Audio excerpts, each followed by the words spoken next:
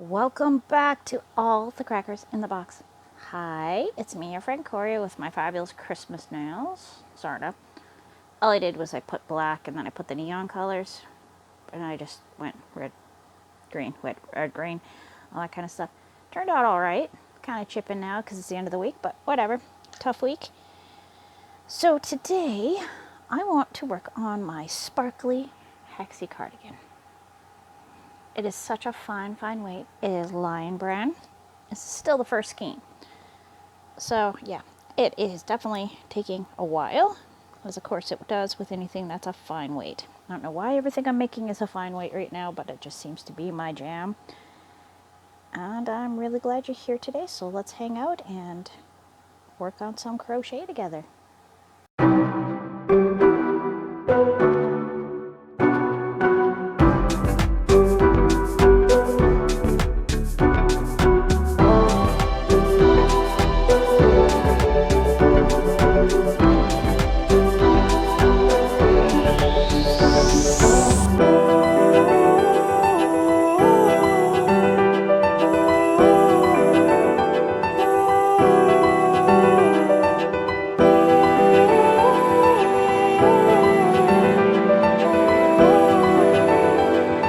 Okay, so this is just a regular Hexie cardigan, not my pattern in any way.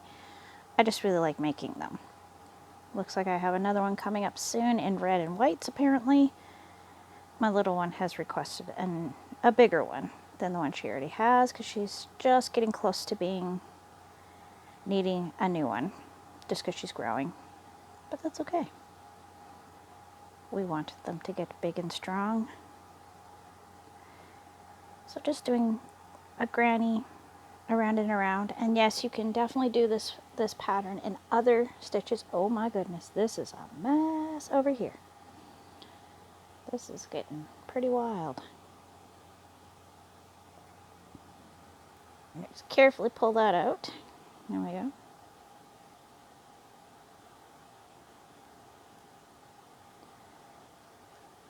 Getting through some of my stash here, which is absolutely astounding to me. I actually got a few things close to being done, or actually done this week, if you can believe it, with absolutely no crochet time.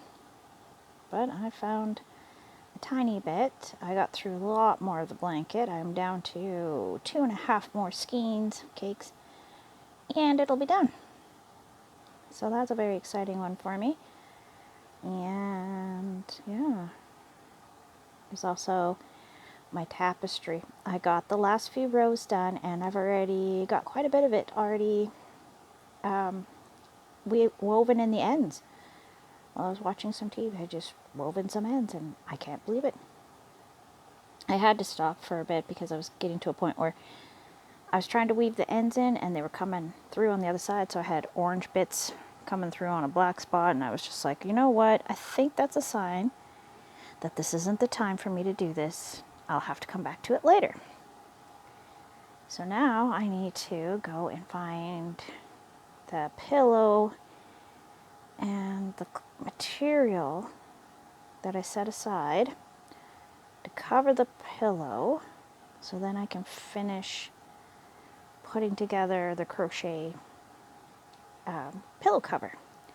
I'm trying to decide if I want to make it removable or not. I don't know, because I mean sometimes you do want to restuff a pillow. I've been doing that lately, restuffing pillows that are around the house that could use just a little more of a life, like, you know, throw pillows, that kind of thing. Oh no, I did do my big old body pillow, but it breathed a whole brand new life into it. Everything else was fine in there. All the existing stuffing was fine. It was just getting a bit flat. So we washed it, fluffed it up, added some more. And now it is just a heavy, heavy pillow, and it's doing its job very well. I'm very happy with that. So I am going to rebuild a pillow. I don't know if I'll film it. We'll see, because I don't really normally like to film at my dinner table too often. And that's the only spot I have in the house for my sewing machine. Oops, sorry, I hit a cable. My bad. So I'm going to use a gray, I want to say it's kind of a flannel fleecy type material, but I think it's just the polyester that's a bit on the fuzzier side. And I'm going to put it on the outside of the pillow, and yeah, because the cotton that I used many, many years ago, like I'm talking 20, 25 years ago to build this pillow, has started disintegrating. So I do need to make an actual cover for it underneath the crochet cover, just to be sure we don't start losing fuzz all over. That's kind of the whole reason why I even started this whole adventure with this tapestry, but I have learned a lot about tapestries that I never knew before, and now I'm just like totally hooked and thinking about other ones. I've got a huge one that I'm prepping for. I don't know what I'm going to make it into, but from the look of it, it's going to be massive, and I'm really, really excited about it. But I'll leave it at that until I have a little more details, a little more room in my roster, and a few more materials. I'm going to need some materials for that one. But as always, planning the next move. I did all the math last weekend, and I'm figuring out how much yarn I'm going to need. And I've got about 3 more that I'm going to start doing. I'm really glad I got a notebook for writing all that down. It's a really pretty notebook too. So I can write things down, get my thoughts and ideas. Because as much as I like my pen and phone, I don't always go back and look. Where the book, I've already found myself looking through it to see what my notes are saying. So I think that's going to be a better approach for me. I do like taking notes on my phone, which is great, but I would transfer them to my notebook for my finalized, this is what I'm making, that kind of thing. Okay, that is a knot. I need to carefully pull that apart so I don't pull on the metal filament too much. We don't want that turning into a broken filament, because half of the beauty of this yarn in particular is the shine. Oh yeah, don't get me wrong, I love this colorway, the greens, the blues. I'm right into that, as we already are very well aware. I love my colors, my blues, my greens, most colors. I don't think there's many colors that I dislike. I used to really not like fall colors, but now I appreciate them a lot more than I did when I was younger, and I have a use for them all over the place. So I guess sometimes you just grow into certain colors, and some colors you just, I'm not hugely attracted to purples, but purples are beautiful. There are so many beautiful variations of purple, but I don't normally like run to it. But I might start, you never know. I might just suddenly decide to go through a purple phase and everything's purple. Purple and blue, ooh, nice together. But you have to be careful with it because they are like neighbors. Red and blue make purple, so yeah. Color wheel does actually work. It is just, you lined it up across from each other. So I say you got this one, you want to go across there to get a nice color, and then that's the color that's going to go with it very nicely, that kind of thing. I'm just never 100% sure. I never took a color theory class, but I do have a bit of an instinct on colors that I like together or dislike together. Yeah, this is going so well. Hexie cardigan is a nice simple one to wear. It's cozy, it's great for putting on over something else, and I'm feeling like these sparkles are going to look really nice with, I think, my black jumpsuit. I think this is going to go so nice with that one as just something really a little extra to put on over such a nice outfit. My black jumpsuit is made out of bamboo fibers, and it's really very, very stylish. But I did want to have something that I can just put over when I get cold, because it is sleeveless. So it's always good to have the options. And I don't really like my other sweaters with it so much. They just don't suit the style, I guess is the best way of putting it. And looking amazing.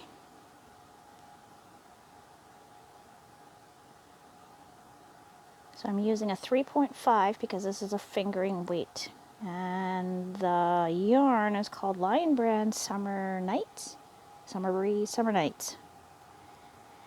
It is sadly discontinued.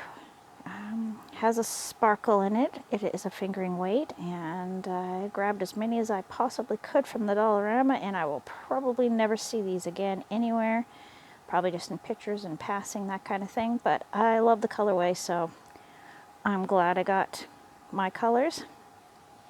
Even though there's a pink and yellow, and I saw pictures of it, that was just so nice. But I'm not complaining because I am actually quite happy with this. I'm just saying the colorway was really, really pretty and very eye-catching. I like the yellow, the pink, and the white together. I think that is a really nice look. Really good combo. Color combination.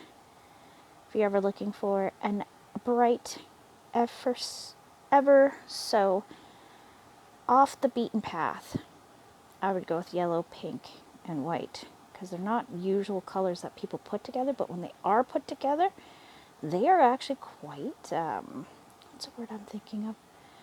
They're quite eye-catching in a very positive way. They give you positive feelings. Like the colors just feel sunshiny and happy together. Probably mostly the yellow, because yellow is a sunshiny color, but it's the best way I can describe what it's like looking at them.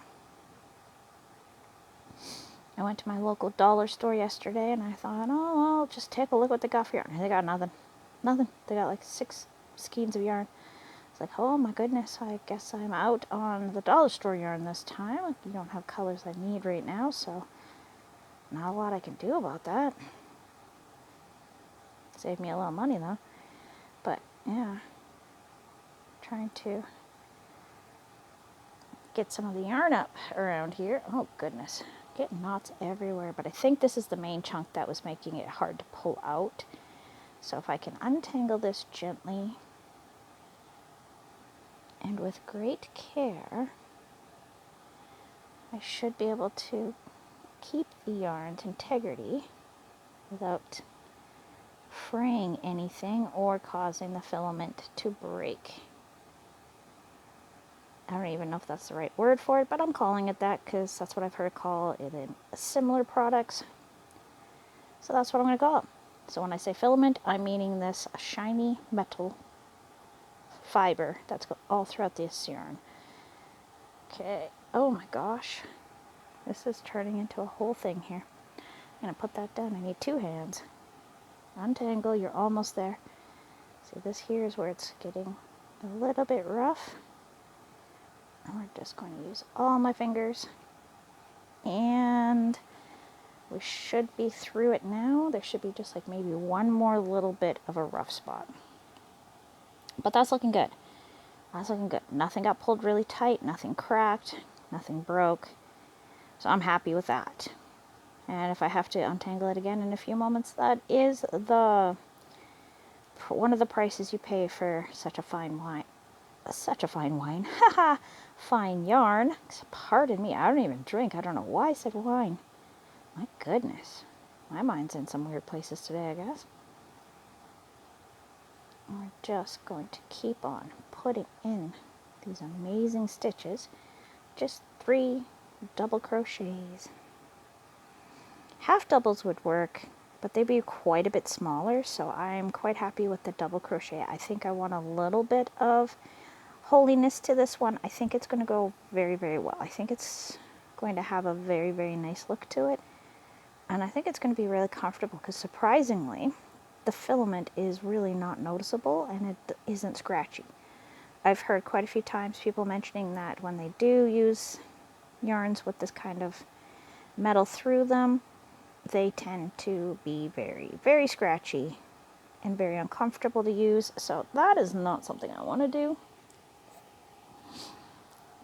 I want to stitch with a big smile on my face and enjoy my stitching. I don't want it to be frustrating. I don't want it to be overwhelmingly difficult or uncomfortable. Now, would you look at that shine? I don't know if you can see it on camera. Maybe down below a little bit more. Here, I'll move it that way. Yeah, you can kind of see it down here a little bit better. when it's not on camera, it is a shiny, shiny, shiny, but it takes a bit on camera to show the shininess. But it is there all the way through it, just wrapped around. You can see it on here now. All right, that's a corner. And for the corners, we just do 2 clusters of 3 with a chain 2 in between, and we put them all in the same hole. And when you do that, you end up with a little corner with the chain 2. See, the chain 2 is a little corner there, we got a cluster there, and a cluster there, and it's 3 and 3 with a chain of 2. It's kind of fun that it's something that simple to make such a nice little point. I was very happy when I learned that. I was like, oh, that is actually quite simple, yet super effective, which is one of the things I like about crochet so much. I see all these things that are very scary and intimidating looking, and then I go try them, and I'm like, wow, step by step, this is actually doable and fun. So that makes me keep coming back to this hobby rather than just dropping it because it became too hard. Like, it would be so easy to do that. But it's not hard. It's fun. It's enjoyable. And I'm having a blast. Learning all sorts of new techniques. Thinking about different ways of putting things together. Learning clothing, because clothing is quite a bit different. Amigurumis are fabulous, and I've been learning so much with them. Been on a little low point with the amigurumis. They can be extra hard on the hands, being that I really tighten up my stitches on that, but with a nice garment I like them to be a looser stitch, so there is a big difference on how my technique is depending on what I'm making. So this right now, I am not tightening it. If this was amigurumi, I'd be tightening after every single stitch to be sure that everything is super tight. I want this to flow. I want this to have movement. I do not want it to be as stiff as a board. I want it to be soft and very pliable and flow. It needs to drape,